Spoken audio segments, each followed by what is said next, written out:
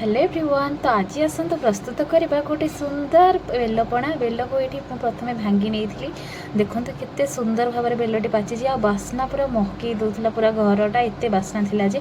तापर ताको ये मुझे सब कोरिकी तार भितर ये अंश गुड़ा बाहर कर तार किसी अठा अंश बाहर कर बाहर को फिंगी देती जोड़ा